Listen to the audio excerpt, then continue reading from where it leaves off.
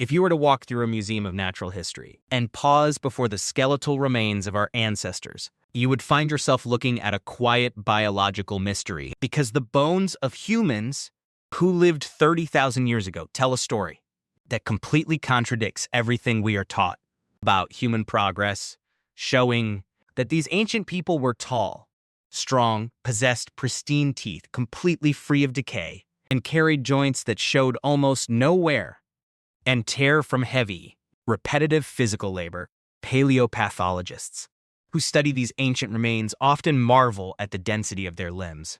which point to a lifestyle of constant, low-impact movement, walking, climbing, and stretching, rather than the grueling, repetitive, load-bearing work that breaks down the human frame. But if you step just a few thousand years forward in time, to the era when humans first built permanent villages and cultivated fields, the skeletons suddenly shrink. Their spines are warped by arthritis from hunching over crops. Their teeth are riddled with painful cavities from grain-heavy diets, and their bones bear dental enamel hypoplasia, the deep, permanent scars of childhood starvation and nutritional deficiency. It is a historical paradox that scientists call the agricultural trap, a moment where our species seemingly traded away physical health, vitality, and leisure in exchange for a lifetime of relentless work, which forces us to look back across the deep ocean of time and ask a fundamentally unsettling question. What did we actually do all day before we had to work? For 99% of our journey on this planet, a vast stretch of roughly 300,000 years, there were no offices, no alarm clocks, no schedules, and absolutely no concept of a career, meaning that every single morning, you simply woke up when your body was ready, looked out at the wild world, and asked yourself what you wanted to do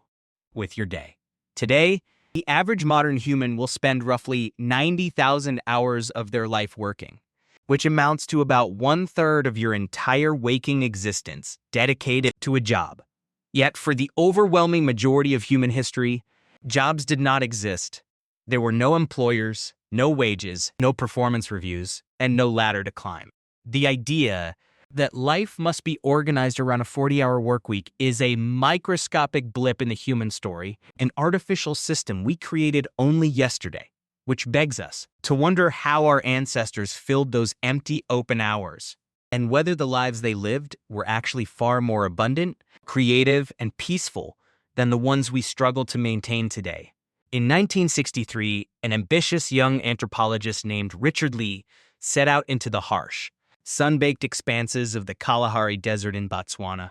seeking to study the Jubalasi people, one of the few remaining societies still living in a way that directly mirrors our pre-agricultural past. At the time, the prevailing scientific consensus was that hunter-gatherer life was a brutal, miserable struggle for survival, a constant race against starvation where every single second had to be spent hunting or foraging just to stay alive.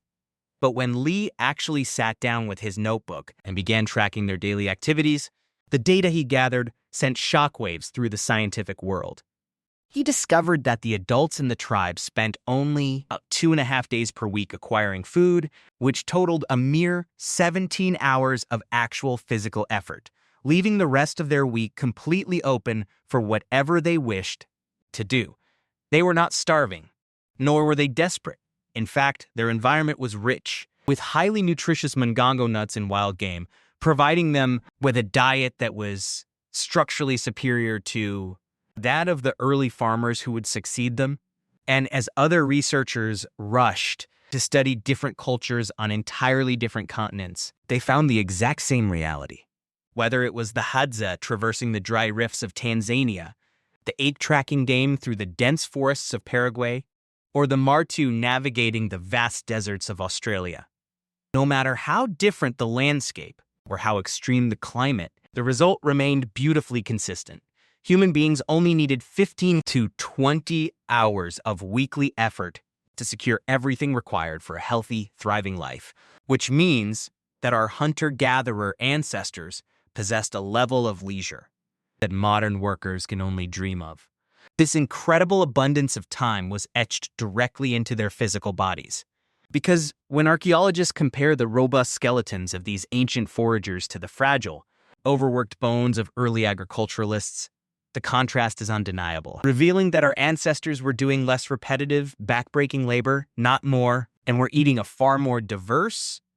nutrient-rich diet than the grain-dependent societies that followed them. But perhaps the most beautiful evidence of this ancient leisure doesn't come from their bones, but from the art they left behind, objects and creations that simply could not exist if life were a non-stop battle against death, because creativity requires quiet, uninterrupted time. In 1994, explorers stepping into the deep, silent chambers of Chauvet Cave in southern France found themselves surrounded by an astonishing gallery of 30,000-year-old paintings, majestic horses, stalking lions, and towering rhinoceroses rendered with stunning perspective, delicate shading, and a profound sense of motion. These were not crude, rushed stick figures scratched onto a wall in a moment of desperation, but highly sophisticated works of art that demanded immense skill, planning, and most importantly, hours upon hours of quiet focus deep within a cave by the flickering light of a stone grease lamp,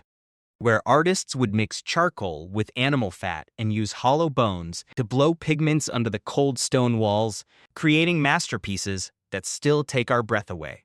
To spend days painting animals on a subterranean stone canvas, not for food, not for shelter, but for the sheer pursuit of beauty and meaning, requires a society that has conquered the struggle for survival. And this drive to create ornament and art is a universal human trait that stretches back into the deepest mist of our history. Consider the discovery in South Africa's Blombos Cave, where researchers found delicate 100,000-year-old seashell beads, each one carefully perforated with tiny holes drilled using stone tools, so they could be strung together as jewelry. The nearest coastline was 20 kilometers away, meaning that someone walked a 40-kilometer round trip just to gather these specific shells, and then spent hours of meticulous, focused labor drilling into their fragile surfaces, all for the simple purpose of looking beautiful and expressing identity. And then there is the music, because in 2008, researchers in Germany discovered a 40,000-year-old flute carved from the hollow bone of a griffin vulture, complete with 5 perfectly spaced finger holes that reveal a deep, intuitive understanding of pitch, melody, and acoustic design. Whoever carved this instrument spent an extraordinary amount of time shaping and tuning it, not to hunt, not to fight, but to fill the night air with sound, providing undeniable proof that across Europe, Africa, and Asia, ancient archaeological sites are filled with decorative objects, elaborate tools, and artistic creations that had no immediate practical benefit, showing us that when our ancestors weren't gathering food, they were dedicating their lives to making things beautiful. To truly understand how this abundance of time shaped the daily experience of being human, we have to reconstruct what a single day actually felt like, stripping away our modern concepts of productivity, clock time, and labor. Imagine waking up just as the first pale light of dawn begins, to filter through the canopy with the embers of last night's communal fire still gently smoldering in the center of the camp. There is no sudden jolt of adrenaline from an alarm, no rush to get dressed, and no train to catch. Instead, someone quietly adds dry wood to the fire, stoking the flames as people slowly emerge from their shelters to sit together in the morning cool. Breakfast is not a hurried meal eaten on the run, but a slow, deeply social affair where you might eat leftover roasted meat or fish from yesterday's catch, accompanied by handfuls of wild nuts and sweet berries gathered the afternoon before. This morning hour is filled with soft conversation, laughter, and loose plans for the day, not because there is a rigid schedule to fulfill, but because human beings are naturally curious, active creatures who love to coordinate and share their lives. Around mid-morning, if the camp's food stores are running low, a small group might decide to head out into the wilderness to hunt or forage. But the key is that this was never a daily obligation, because if a hunt had been successful a couple of days prior, the entire camp might choose to stay behind, spending the day close to home. For those who remain in camp, the morning is a time of quiet craft, where you might find someone patiently sharpening a spear point, weaving a tight, water-resistant basket, or using a stone scraper to work an animal hide until it becomes as soft as fabric. This isn't work in the way we understand it today. There is no boss watching your progress, no deadline hanging over your head, and no hourly wage. Instead, you do it because craftsmanship matters, because being highly skilled earns you the deep respect of your peers, because the act of making things well is a fundamental part of what makes us human. When a hunt did occur, it was nothing like the chaotic, high-speed chases we see in popular media because humans are not built for explosive sprinting. Instead, we are designed for the slow, relentless art of persistence hunting. We are the only species on Earth that can run marathon distances in the blazing heat of midday, relying on our lack of thick fur and our millions of specialized sweat glands to regulate our body temperature while on the move, whereas quadrupeds must coordinate their breathing with their stride, taking exactly one breath per step, which prevents them from panting, and cooling down while running, meaning they eventually overheat and collapse. A small group of hunters would track an animal at a steady, tireless jog for 3 to 6 hours, outlasting their prey through sheer endurance and incredible tracking skills, before finally bringing the animal down, butchering it with stone tools, and carrying the meat back to camp to share with everyone. By the time they return, it is only early afternoon, and yet the productive, survival-oriented portion of the day is already completely finished, leaving a vast stretch of open time before sunset. What happened during these long, lazy afternoons is perhaps the hardest thing for a modern, productivity-obsessed mind to comprehend, because to us, doing nothing feels like a waste of life. But to our ancestors, it was the very point of living. People would rest in the deep shade of the trees, talking, napping, playing with children, grooming each other's hair, and reinforcing the social bonds that kept the tribe together. As anthropologist James Sussman documented among the Juhohansi, adults spent up to 6 hours every single day in what he termed social time. Not working, not sleeping, but simply being together, sharing stories, laughing, and telling jokes. In a world completely devoid of money, police, courtrooms, or written contracts, your survival was entirely dependent on the strength of your relationships. Because if your tribe members didn't like or trust you, they had no obligation to share their food when you were sick or injured, meaning that investing hours upon hours in socializing, gossiping, and bonding wasn't a leisure luxury. It was the ultimate survival strategy, keeping the community cohesive and preventing the accumulation of wealth or power that could tear the egalitarian group apart. As the sun dipped below the horizon and darkness swallowed the wild landscape, the focus of the camp drifted toward the center of the fire, initiating a psychological shift that may have sparked the birth of human culture itself. In 2014, anthropologist Polly Wiesner published a landmark study analyzing hundreds of hours of recorded conversations among the Juhohansi, comparing what they talked about during the day to what they spoke of at night around the campfire. She discovered that daytime conversations were highly practical and often tense, focusing on tracking animal movements, deciding where to forage, were airing grievances about unfair food sharing. But once night fell and the flames danced against the dark, 81% of the conversation shifted entirely to storytelling. In the safety of the firelight, surrounded by loved ones, the human mind was freed from the immediate demands of reality, allowing people to share ancient myths about how the world began, tell tales of ancestors who performed impossible feats, recount exciting adventures from distant lands, and crack jokes that kept the entire group laughing into the night. This nocturnal space was the fertile soil where religion, philosophy, and art were born, a time when our ancestors could think about the past, plan for the distant future, and contemplate gods and spirits, all because their stomachs were full, their camp was safe, and they had the luxury of time to think. And when they finally did go to sleep, they did not close their eyes for a solid, uninterrupted 8-hour block the way we force ourselves to do today, because before the invention of artificial light, human sleep was naturally biphasic. Historical archives from medieval Europe and sleep studies conducted in the 1990s reveal that humans naturally slept in 2 distinct phases, falling asleep for about 4 hours shortly after dusk, then waking up for an hour or 2 of quiet, peaceful alertness in the pitch black of the middle of the night, before drifting back into a second 4-hour sleep until dawn. During those midnight hours of wakefulness, often referred to in historical texts as the watch of the night, people would sit by the dying embers, reflect on their dreams, whisper quietly to their partners, visit neighboring hearths, or simply watch the stars, enjoying a unique state of calm that modern society has completely erased. Labeling our natural midnight awakenings as insomnia, rather than recognizing them as an ancient human rhythm. When you add it all up,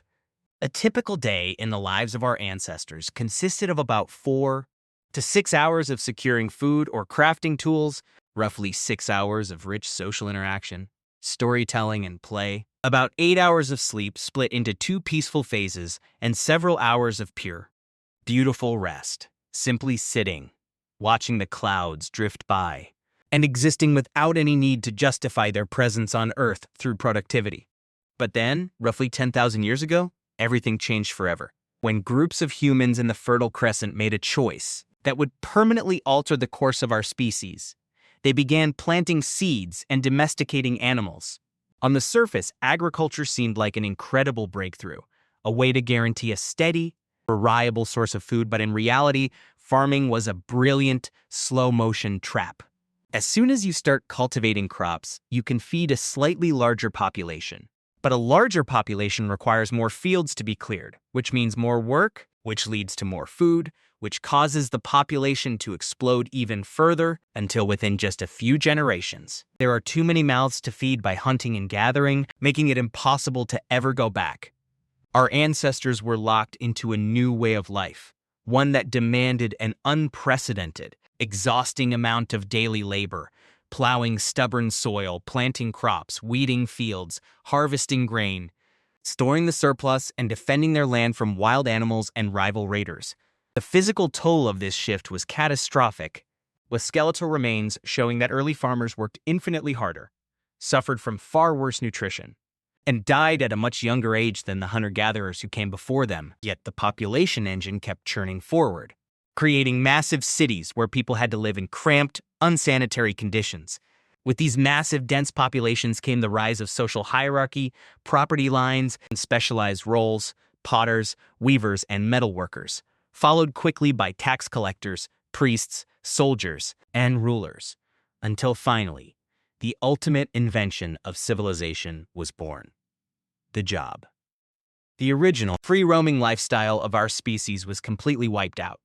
replaced by rigid schedules, social obligations, taxes, and the pressure to spend nearly all of our waking hours working just to survive within the massive, complex system we built. Today, we look back at the history of human progress with immense pride, celebrating our skyscrapers, our medicine, and our technology, yet we rarely pause to consider the staggering price we paid for these advancements. You will spend 90,000 hours of your precious life working, stressing over deadlines, and chasing a modern illusion of success, while your ancestors spent their days in deep, unhurried leisure, waking up every morning already free, already enough, and entirely at peace with who they were. We have built a world where we must labor for decades, exhausting our bodies and minds, all so we can hopefully save enough money to retire and enjoy the exact same freedom, creativity, and simple rest that our ancestors enjoyed as a birthright every single day. They made art and played music not because they had managed to squeeze it into a busy weekend, but because they had time, and having time to experience the world is what truly makes us human. We are not a different species from those ancient painters of Chauvet Cave or those musicians of the German forests, but we live so profoundly differently from how humans lived for 99% of our history that we might as well be having traded our freedom for security, our leisure for population growth, and our precious time on Earth for pure, relentless productivity.